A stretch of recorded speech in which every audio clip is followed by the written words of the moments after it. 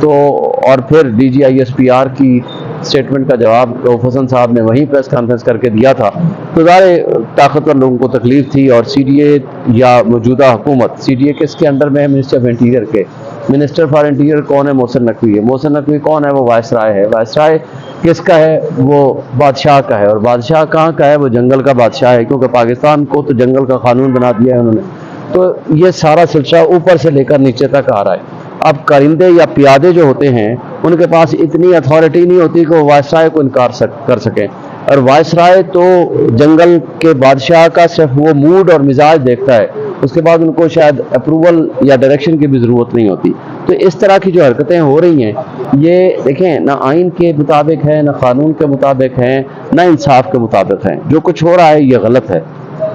سر جو نوٹس کے حوالے سے کہا گیا کہ PTI کے دور میں جاری ہوا تھا, دیکھیں ہمیں تو ایک سنگل نوٹس, ایک نوٹس ہمیں سوشل میڈیا کے ذریعے پتہ چلا, اس کی کاپی ہم نے سوشل میڈیا سے نکالی اور یہاں ساتھ لگا دی. دیکھیں کسی زمانے میں بھی کوئی نوٹس ہو, اگر وہ سرتاج کو نوٹس ہوا ہے تو ہمیں تو نہیں ہوا, پہلی بات. دوسری بات ہے کہ آپ نے دیکھا ایک ناجائز MNA نے ایک دن کٹ پتلی طارق فضل نے ایک سیم ڈے پریس کانفرنس کی, اگلے ہی دن جس دن ہمارے یہ ڈیمالش کرنے کی کوشش ہوئی, تو اور ایک لا منسٹر نے کی ہے. لا منسٹر کہتا ہے کہ ان کو 10 مئی کو نوٹس ہوا ہے, اور وہ طارق فضل کہتا ہے کہ جناب پچھلے سال ستمبر میں نوٹس ہوا ہے 2023 میں. کوئی آپس میں تو کوئی مماثلت کر لو, آپس میں مشاورت ہی کر لو. چونکہ ان کٹ پتلیوں کو کوئی احکامات آتے ہیں کسی ایک طرف سے, دوسری طرف سے دوسرے کو آتے ہیں, آدھا ریکارڈ ان کو دیا جاتا ہے, آدھی بات دوسرے سے کی جاتی ہے. جھوٹ میں مبنی جو باتیں ہوتی ہیں اس کا کوئی سر پاؤں نہیں ہوتا. انہوں نے یہ لگایا تھا کہ اس میں آتھورائزیشن نہیں ہے چیئرمین کی طرف سے, وہ بھی ہم نے لگا دیا تھا. اور اس کے ساتھ ہم نے ان کو کانسٹیٹیوشن دے دیا تھا PTI کا, جس کے تحت سیکرٹری جنرل کو کسی آتھورائزیشن کی ضرورت نہیں ہوتی.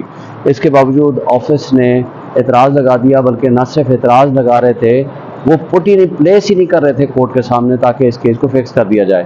پھر جسٹس محسن اختر کیانی صاحب کے پاس میرا جونیئر پیش ہوا, ان کو ریکویسٹ کی کہ جی ہمارا اگر اعتراض دور نہیں بھی کرتے ہیں لیکن عدالت میں کسی میں پیش تو کریں.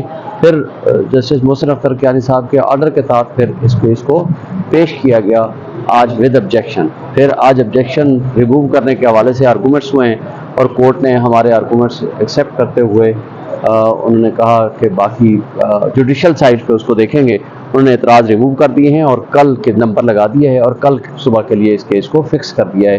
انشاءاللہ ہم امید رکھتے ہیں کہ ہمارا جو مین گراؤنڈ ہے کہ ہمیں نوٹسز بھی نہیں ملے ہیں, اور اس کیس میں جو CDA بدنیتی پہ مبنی پروسیڈ کر رہی ہے, تو آرڈر ہمارا ڈی سیل کرنے کا انشاءاللہ کل ہو جائے گا, ہم امید رکھتے ہیں.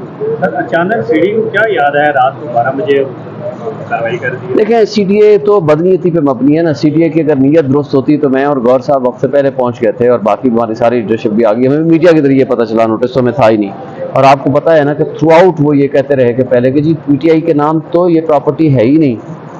اچھا نہیں ہے تو بھی بھائی نوٹس جو دے رہے ہو, کم سے کم جس کو بھی دے رہے ہو ہمیں بتاؤ تو صحیح. ہم جہاں بیٹھے ہوئے ہیں پتہ چلا کہ جناب ہم تو 2020 سے ٹرانسفرڈ ہے, ہمارے نام ہے, اس پہ کوئی دوسری رائے نہیں ہے. پھر کہتے ہیں جی ہم نے نوٹس بھیجا تھا کوئی سرتاج نامی بندے کو, اور ایڈریس بھی اس کا مختلف ہے, تو وہ ہمیں کبھی بھی نہیں ملا. ظاہر ہمیں مل بھی نہیں سکتا تھا, سرتاج تو ہم نہیں ہیں, ہم تو PTI ہیں.